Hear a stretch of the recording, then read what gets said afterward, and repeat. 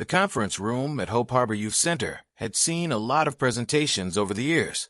Success stories from kids who'd aged out of foster care and built lives for themselves.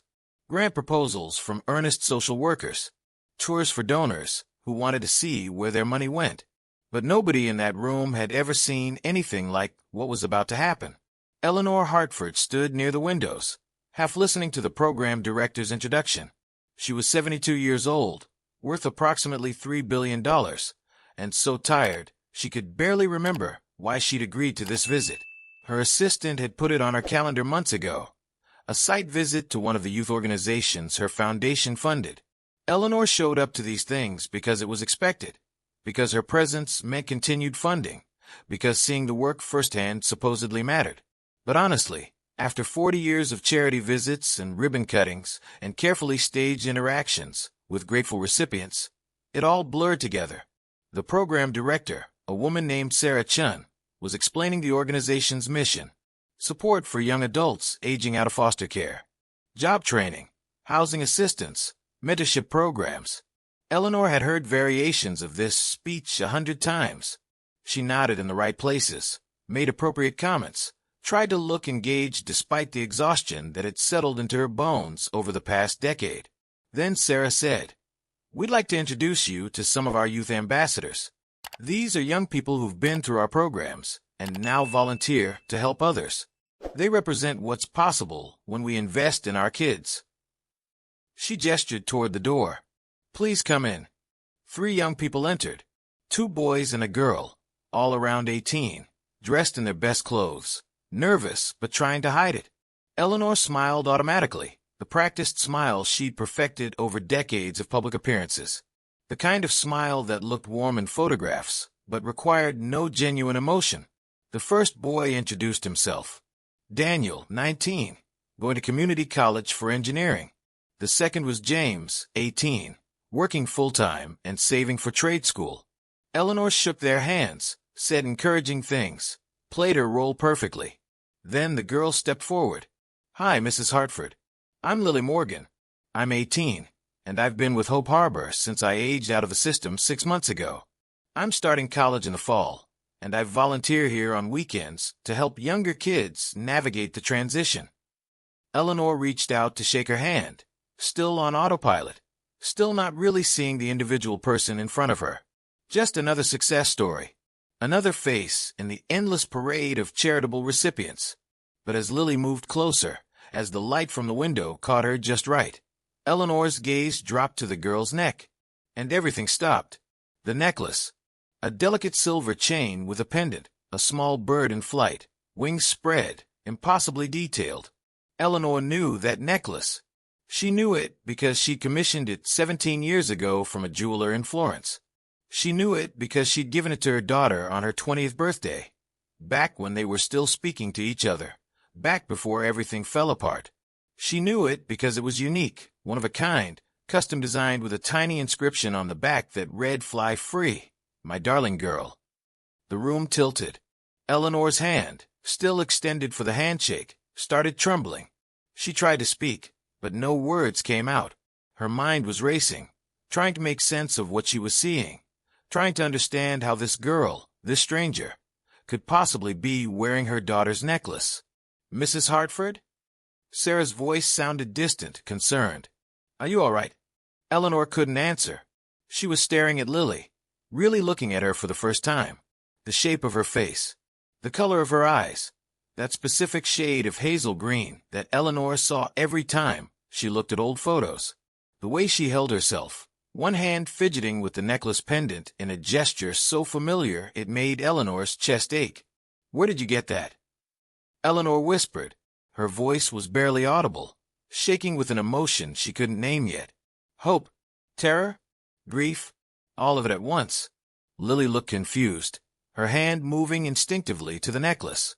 It was my mother's. At least, I think it was. It was in the box of belongings I got when I turned 18, from the foster system. It's the only thing I have from her. Your mother.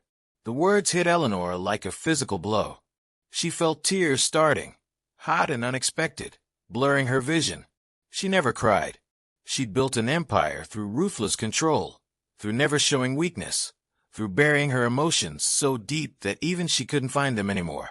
But right now, looking at this girl, at that necklace, 17 years of suppressed grief came flooding back all at once. "What was your mother's name?" Eleanor asked. Her voice was still shaking, but louder now, urgent. Lily glanced at Sarah, clearly unsure how to handle this strange interaction. "I don't know. I was only 3 when she died. I don't really remember her. The records just say she died in an accident, and I was placed in foster care afterward. I've tried to find out more, but the files are sealed." Eleanor's legs felt weak. She reached for the nearest chair, gripped the back of it for support. Sarah moved toward her, concerned, but Eleanor held up a hand to stop her. She needed a moment. She needed to think. She needed to understand what was happening. 3 years old. An accident. Placed in foster care. The timeline matched. The age matched. And that necklace. There was no way this was coincidence. No way some random foster child would be wearing the exact piece of jewelry Eleanor had given to her daughter unless this girl was her granddaughter. The granddaughter Eleanor had been told was dead. 17 years ago, Eleanor's only child, Olivia, had been killed in a car crash. Olivia had been 23, rebellious, furious with her mother for trying to control her life. They'd been estranged for almost 2 years by the time of the accident, not speaking, not seeing each other, locked in a battle of wills that neither of them knew how to end. Eleanor had disapproved of Olivia's boyfriend, a man she considered unsuitable, irresponsible, beneath her daughter's potential. She'd said terrible things. Olivia had said terrible things back. And then Olivia had left, moved across the country, cut off contact completely. Eleanor had learned about the pregnancy through a private investigator she'd hired to keep tabs on her daughter. She'd been furious at first. Olivia was throwing her life away, getting trapped by a man who'd never amount to anything, making choices that would ruin her future. But underneath the anger was fear. Fear that she'd lost her daughter permanently. Fear that she'd pushed too hard, demanded too much, destroyed the relationship beyond repair. She'd been planning to reach out, to apologize, to try to rebuild the bridge she'd burned. But before she could do it, before she could swallow her pride and make the first move, she'd gotten the call. Car accident. Olivia was dead. The boyfriend, Jacob Morgan, had been driving. He'd survived with minor injuries. The baby, they told Eleanor, had also died. A tragedy that had taken both mother and child. Eleanor had flown across the country for the funeral, numb with grief and guilt. She tried to speak with Jacob, tried to get details, tried to understand what had happened. But Jacob's family had closed ranks around him. They'd been cold, hostile, blamed Eleanor for the estrangement that had kept Olivia away from her mother in her final years. They'd told her she wasn't welcome, that she'd done enough damage, that she should leave and never contact him again. And the baby.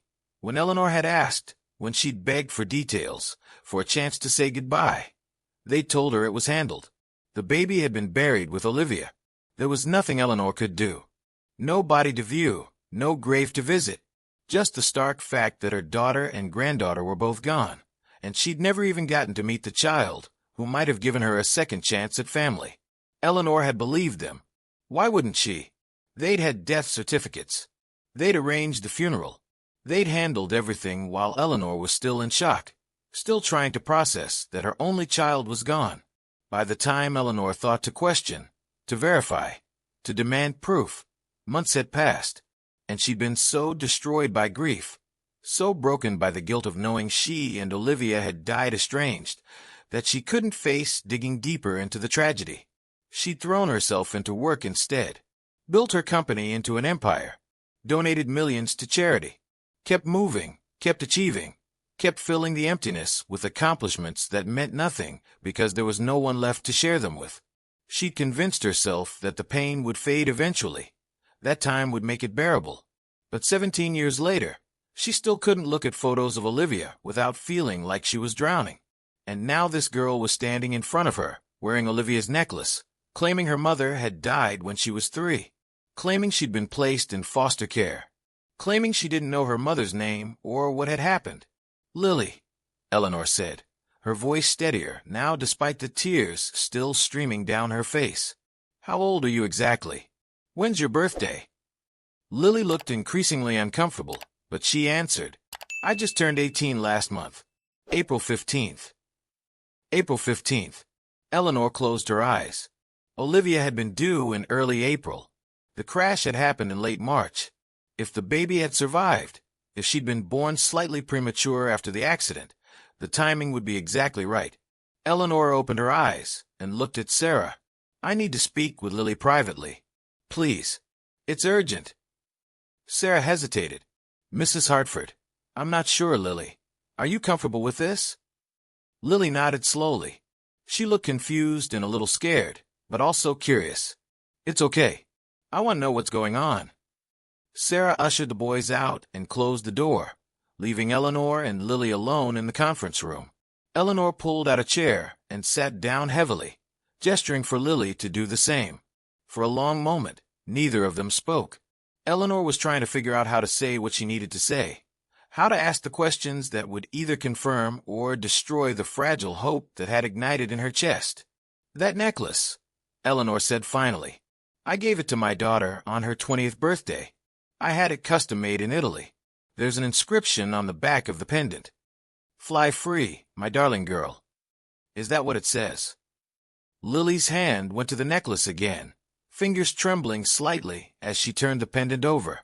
She'd never looked at the back closely, had assumed it was just decorative, but now she saw the tiny words engraved there, so small they were barely visible. "How did you know that?" "Because my daughter was named Olivia Hartford," Eleanor said. Her voice was thick with emotion. "She died 17 years ago in a car crash. She was pregnant, and I was told that her baby died too." The color drained from Lily's face. "But I can't be. What was in the box?" Eleanor asked urgently. "The one you got when you turned 18. What else was in it besides the necklace?" Lily's hands were shaking now. "Just a few things. A baby blanket, a hospital bracelet, some photos that were too damaged to really see, and a stuffed animal, a little bird, actually. I always thought it was weird that it matched the necklace." Eleanor let out a sound that was half laugh, half sob. "I sent Olivia that bird when I found out she was pregnant. It was a peace offering. I was trying to apologize, trying to reach out. I wanted her to know I was ready to support her, that I was sorry for everything I'd said. She never responded, but I'd hoped." Her voice broke. "I'd hoped it meant she might forgive me eventually." Lily stood up abruptly, backing away from the table. "This can't be real. You're saying you're but I was told my mother had no family. That's why I went into the system. They said there was no one." "They lied," Eleanor said. Anger was mixing with the grief now, hot and fierce. "Jacob's family lied. They told me the baby was dead. They must have put you up for adoption instead, hidden you away, so I'd never find you. And they sealed the records, so you couldn't find me either." She stood up too, moving toward Lily, but stopping when she saw the girl's panicked expression. "I'm sorry. I know this is overwhelming. I know you have no reason to believe me. But Lily, I've been looking at photos of Olivia for 17 years. And you have her eyes, her face, her mannerisms. You're my granddaughter. I know you are." "I need proof," Lily whispered. "I can't I need actual proof." "Yes," Eleanor said immediately. "Absolutely. We'll do DNA testing. We'll get medical records. We'll do whatever you need to be certain. But Lily, please, can I see the necklace? Can I hold it? Just for a moment." Lily hesitated, then slowly unclasped the necklace and handed it to Eleanor. Their fingers brushed as the chain changed hands, and Eleanor felt a jolt of recognition, of connection, of something she couldn't name, but felt all the way to her bones. She held the necklace carefully, reverently. It was exactly as she remembered, the delicate craftsmanship, the perfect detail of the bird's wings. The weight of it familiar despite the years. She turned it over and found the inscription, the words she'd chosen so carefully, hoping they'd help Olivia feel free to be herself, to make her own choices, to know her mother loved her even when they disagreed. "I chose a bird because Olivia always felt trapped," Eleanor said quietly. "Growing up with money, with expectations, with everyone watching and judging. I wanted her to know she could fly, that she didn't have to be what I wanted her to be. But by the time I gave her this, it was already too late. We were already too far apart. She thought I was trying to control her, and maybe I was. I don't know anymore. She looked up at Lily, tears streaming freely now. I lost her because I couldn't let go. Because I thought I knew what was best. Because I drove her away with my demands and my disappointment and my inability to just love her as she was. Lily's eyes were wet too. I don't remember her. I've tried so hard to remember, but I was too young. Sometimes I think I remember a voice, or a feeling of being held, but I don't know if that's real or if I just want it to be real. She wiped at her face. I've spent my whole life wondering about her. About who she was, why I ended up in the system, whether she loved me. And now you're telling me she did love me, and she died, and I have a grandmother who's been alive this whole time. I would have found you, Eleanor said fiercely. If I'd known you existed, if I'd known you were alive, I would have moved heaven and earth to find you. I would have fought Jacob's family in court. I would have done anything. But they told me you were dead, and I believed them, and I've spent 17 years mourning both of you when you were out there all alone in the system, and I... Her voice broke completely. I'm so sorry. I'm so sorry you were alone. I'm so sorry I wasn't there. And this is where everything shifted, because now it wasn't just about a lost necklace or a chance encounter. It was about 17 years of grief and loneliness and lies. It was about a grandmother who'd lost everything and a granddaughter who'd never known she had family. It was about the truth that had been buried by people who'd chosen cruelty over compassion, who'd let a child grow up in the system rather than reunite her with the grandmother who would have loved her. Lily stood frozen for a moment, processing everything, trying to reconcile this new reality with everything she'd believed about her life. Then something in her expression changed. She looked at Eleanor, really looked at her, and saw not an intimidating billionaire or a stranger, but someone who'd lost the same person she had. Someone who understood what it meant to have that emptiness, that hole where family should be. Show me, Lily said suddenly. Show me pictures of her. Of my mother. I want to see what she looked like. Eleanor pulled out her phone with shaking hands. She had thousands of photos saved, decades of memories she couldn't bring herself to delete. She found her favorites folder, the one she looked at on Olivia's birthday and on the anniversary of her death, and on random days when the grief was too heavy to carry alone. She handed the phone to Lily and watched as the girl's face transformed. There was Olivia at 5, gap-toothed and laughing. Olivia at 12, awkward and braced. Olivia at 16, beautiful and defiant. Olivia at 20, wearing the necklace for the first time, her smile genuine despite the tension that already existed between them. I look like her, Lily whispered. I mean, I knew I must look like my mother, but seeing it. She touched the screen, tracing Olivia's face. We have the same nose, the same chin. Oh my God, we even smile the same way. You do, Eleanor said softly. You're so much like her. Not just in looks. The way you carried yourself when you came in. The way you fidget with that necklace. Olivia did the exact same thing. I saw it immediately, even before I recognized the necklace itself. Lily kept scrolling through the photos, hungry for every image, every glimpse of the mother she'd never known. She stopped on a picture of Olivia pregnant, her hand resting on her belly, her expression soft and wondering. This is me, Lily said. She's pregnant with me in this photo. Yes, Eleanor said. That was taken about a month before the accident. I didn't take that photo. We weren't speaking by then. But I hired someone to take it because I wanted to have something, some record of that time, even if I wasn't allowed to be part of it. She paused. I know that sounds invasive and controlling. It probably was. But I couldn't let go completely. I couldn't accept that I'd lost her forever. You did lose her, Lily said quietly. You both lost each other. Because you were both too stubborn to apologize first. She looked up from the phone. I'm not saying that to be cruel. I'm saying it because I've spent 18 years in the system, and I've seen what happens when pride matters more than family. I've seen kids who could have gone home if someone had just been willing to admit they were wrong. I've seen families torn apart over things that seem so stupid when you look at them from the outside. Eleanor flinched, but she nodded. You're right. I was stubborn. I was proud. I thought I knew what was best for her, and I couldn't accept that she had the right to make her own choices, even if I thought they were mistakes. By the time I realized I was wrong, it was too late. It's not too late now, Lily said. She handed the phone back to Eleanor. I'm here. I'm alive. And I don't know what happens next or how we figure this out, but I'm here. Eleanor looked at this girl, this young woman who was Olivia's daughter, who was her granddaughter, who had somehow survived and grown up strong despite everything that should have broken her. And she made a decision, not the controlling, demanding decisions she'd made with Olivia, not the mistakes she'd spent 17 years regretting. A different choice. A better one. I want to be part of your life, Eleanor said carefully. If you'll let me. But on your terms, at your pace. I'm not going to push.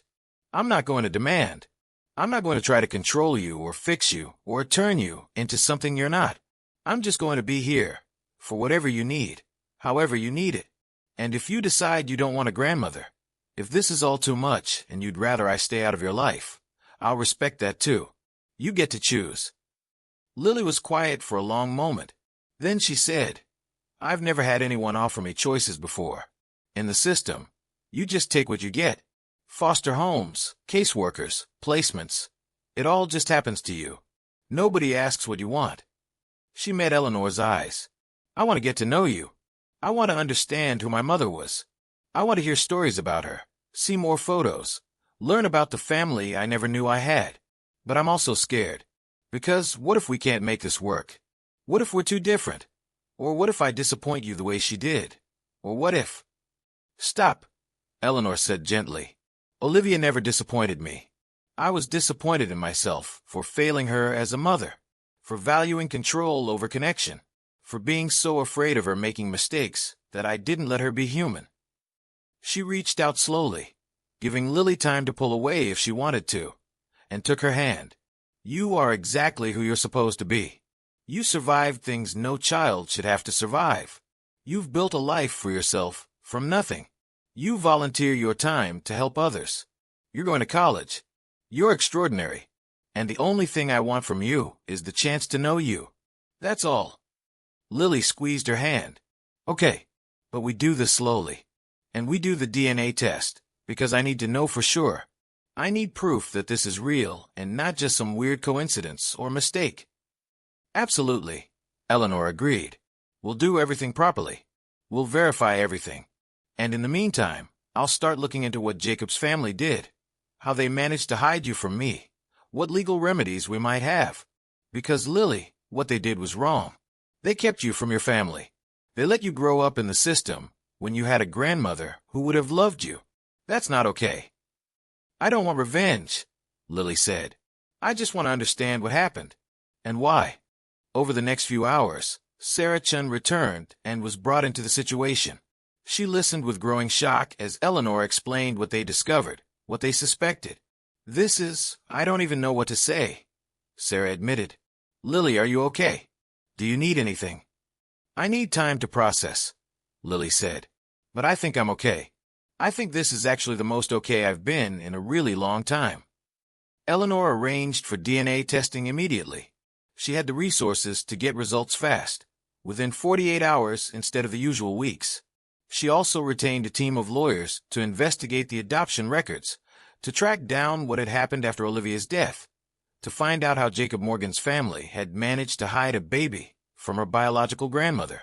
The DNA results came back 2 days later. 99.9% probability of a biological relationship. Eleanor and Lily were, without question, grandmother and granddaughter. When Eleanor got the call with the results, she sat in her office and cried for 20 minutes straight. Then she called Lily. It's confirmed, she said. You're Olivia's daughter. You're my granddaughter. It's real. Lily was quiet on the other end of the line. Then Eleanor heard her crying too. I have family, Lily whispered. I actually have family. You do. And I know I can't replace the years you lost, or fix what you went through, or undo any of it. But you have family now. You have me. And I promise you, I will spend the rest of my life making sure you know you're loved. The lawyers uncovered the truth gradually, piece by piece. After the car crash, Olivia had died at the scene. But baby Lily had survived, trapped in her car seat, protected by the safety mechanisms that had failed to save her mother. Jacob Morgan had been hospitalized with moderate injuries. While he was recovering, his family had made decisions. They blamed Eleanor for the estrangement, blamed her for Olivia moving across the country, blamed her for the circumstances that led to the accident. And they decided, in their grief and anger, that Eleanor didn't deserve to know her granddaughter. They'd told her the baby was dead. Then they'd convinced Jacob, who was devastated and traumatized and barely functional, to sign away his parental rights. They'd placed Lily in the foster system under a different name, sealed the adoption records, and made sure there was no paper trail connecting her to either the Morgan or Hartford families. It was cruel. It was possibly illegal. And it had robbed Lily of 17 years with her grandmother. Eleanor wanted to sue, wanted to press charges, wanted to destroy the people who'd done this. But Lily asked her not to. "It won't change what happened," she said. "It won't give me back those years. And honestly, I don't want to spend the next few years in court battles and depositions. I want to spend them getting to know you, getting to know my mother through you, building the relationship we should have had all along." So Eleanor let it go. Not because she forgave Jacob's family. She never would, but because Lily was right. Revenge wouldn't heal the wounds. Only time and love and connection could do that. They started slowly. Coffee once a week, then twice a week, then dinners. Eleanor showed Lily her house, the house where Olivia had grown up, filled with photos and memories. Lily's room was exactly as Olivia had left it, preserved like a shrine. Eleanor had never been able to bring herself to change it. "This is kind of creepy," Lily said, looking around at the teenage bedroom frozen in time. Eleanor laughed. It was the first time she'd laughed about anything related to Olivia in 17 years. "It is, isn't it? I think I was holding on to the past so hard I couldn't let myself move forward." "Maybe we could update it," Lily suggested. "Not erase her. Just make it a space that honors who she was while also making room for who I am, if that makes sense." "That makes perfect sense," Eleanor said. They redecorated together, kept some of Olivia's things, her favorite books, some artwork, the desk where she'd done her homework. But they added Lily's personality too, her love of music, her art supplies, her college textbooks. It became a bridge between past and present, between the daughter Eleanor had lost and the granddaughter she'd found. Eleanor learned about Lily's life in the system, the good foster homes and the terrible ones, the caseworkers who cared and the ones who didn't, the friends she'd made and lost as she moved between placements, the teachers who'd seen her potential and pushed her to apply for college, the counselor at Hope Harbor who'd helped her navigate aging out of the system. Lily learned about Olivia, not the idealized version, but the real person, stubborn and creative and passionate, brilliant at art but terrible at math, kind to strangers, but harsh with people she loved when she felt trapped, desperate to be seen as more than just Eleanor Hartford's daughter, flawed and human and trying to figure out who she was. "She sounds like me," Lily said one evening, looking through old journals Eleanor had saved. The pushing back against authority, the need to prove she could do things on her own, the fear of being controlled or defined by someone else. "She was like you," Eleanor agreed, "which is why I'm trying so hard not to make the same mistakes with you that I made with her." "You're doing okay so far," Lily said. "I mean, it's weird sometimes, having someone who wants to take care of me, who checks in and asks about my day and genuinely cares about the answer. I'm not used to that, but it's good weird, the kind of weird I could get used to." As the months passed, their relationship deepened. Eleanor attended Lily's high school graduation, late, since Lily had finished her GED through Hope Harbor, but meaningful nonetheless. She helped Lily move into her college dorm. She met Lily's friends from the system, the people who'd become her chosen family when biological family wasn't available. Lily introduced Eleanor to parts of the city Eleanor had never seen despite living there for decades. The community centers and youth programs, where kids like Lily found support. The reality of what it meant to age out of foster care with no safety net, no family, no resources. Eleanor had donated to these organizations for years, but seeing them through Lily's eyes was different, understanding what they meant to real people, not just as line items in a charitable budget. "Your foundation gives a lot of money to Hope Harbor," Lily said one day, "but you could do more. You could fund housing programs for older youth. You could create scholarship programs specifically for foster kids. You could use your influence to change policies that make it harder for us to succeed." Eleanor, a year ago, might have been defensive, might have pointed out all the good she already did, all the money she already donated. But she'd learned something from losing Olivia and finding Lily, that being right mattered less than being open, that pride mattered less than connection, that sometimes the best thing you could do was listen to someone who knew more than you did about their own experience. "You're right," Eleanor said. "Tell me what would make a real difference, and then let's make it happen." Lily became involved in the foundation's work, not as a token representative or a feel-good story, but as a genuine voice in shaping policy and funding decisions. She brought her friends from the system into the conversation. Together, they created programs that actually addressed the needs of youth aging out of foster care instead of just checking boxes on grant applications. Eleanor watched her granddaughter grow into her power, her confidence, her voice, and she felt something she hadn't felt in 17 years. Hope. Not the abstract hope of charitable work or business success, but the real, visceral hope that comes from watching someone you love become who they're meant to be. On the first anniversary of their reunion, Eleanor gave Lily a gift. It was a photo album, professionally made, leather-bound, filled with pictures. Photos of Olivia from birth to death.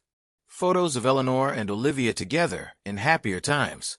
And spaces left blank, waiting to be filled with photos of Eleanor and Lily. Past and present and future, all in one book. "This is us," Eleanor said. "All of us. The family we were, the family we are, the family we're becoming." Lily turned the pages slowly, taking in images of her mother she'd never seen before. Baby pictures, childhood memories, teenage rebellion, young adult defiance. "She was so beautiful," Lily whispered. "She was. And you are. And not just in looks, in spirit, in strength, in the courage it takes to survive what you've survived and still be kind, still be hopeful, still be willing to take a chance on someone like me." Lily looked up, tears in her eyes. "I'm glad I found you. I mean, technically you found me, but I'm glad we found each other. I'm glad I don't have to wonder anymore about where I came from, whether anyone out there loved my mother, whether I would have had family if things had been different." "You do have family," Eleanor said firmly. "You have me, and I know I'm not young, and I know I can't undo the past, but I promise you, for however many years I have left, you will never be alone again. You will always have someone who loves you unconditionally, who's proud of you, who's in your corner no matter what." They hugged then, not the tentative, uncertain embraces of their early meetings, but the full, tight hug of people who'd found their way back to each other despite everything that should have kept them apart. Later that night, Lily returned to her dorm room and looked at the necklace she still wore every day. The bird in flight, the inscription about flying free. She thought about Olivia, the mother she'd never known but was finally getting to understand. She thought about Eleanor, the grandmother who'd lost so much but was choosing love over bitterness, connection over control. And she thought about herself, about the scared 3-year-old who'd lost her mother, about the teenager who'd aged out of the system with nothing, about the young woman who'd walked into a charity presentation and walked out with a family, about all the versions of herself that had survived to get to this moment. She was flying free now, not running from anything, not escaping, not alone, but flying toward something, toward family, toward connection, toward a future that included people who loved her, the kind of freedom her mother had wanted for her, that her grandmother was finally able to give her, the kind of freedom that only comes when you're brave enough to let people in, to trust again after betrayal, to build bridges instead of walls. Eleanor, in her too-large house that felt less empty now, looked at the photo on her desk. It was new, taken just last week. Eleanor and Lily together, both smiling, the family resemblance unmistakable. She'd added it to all the photos of Olivia, creating a visual timeline of her family, past and present, side by side. She thought about the years she'd lost with Olivia, the pride and fear that had driven them apart, the estrangement that meant Olivia died without knowing how much her mother loved her, the regrets that had haunted Eleanor for 17 years. But she also thought about the chance she'd been given, the granddaughter who'd survived against all odds, the relationship they were building together, one careful conversation at a time, the opportunity to do better, to be better, to choose love over control and connection over perfection. She couldn't fix what she'd broken with Olivia, but she could honor her daughter's memory by loving her daughter's daughter, by being the grandmother Lily deserved, by making sure that this time, this relationship, this family, it would be built on acceptance instead of expectations, on support instead of control, on love that didn't demand anything except the chance to be present. Eleanor touched the photo gently. "I'm trying, Olivia," she whispered. "I'm trying to do better. I'm trying to love her the way I should have loved you, freely, without conditions, without trying to shape her into who I think she should be. I hope that's okay. I hope you'd be proud." The house was quiet, but for the first time in 17 years, the silence felt peaceful instead of oppressive, because Eleanor wasn't alone anymore. She had Lily. She had family. She had a second chance at being the person she'd always wanted to be, but hadn't known how to become. And that was worth everything. So here's the question I want to leave you with. Have you ever let pride or fear keep you from connecting with someone who mattered to you? Have you ever lost time with someone because you were both waiting for the other person to make the first move? And if you could go back, what would you do differently? Think about it. And if this story touched you in any way, I'd love to hear your thoughts in the comments.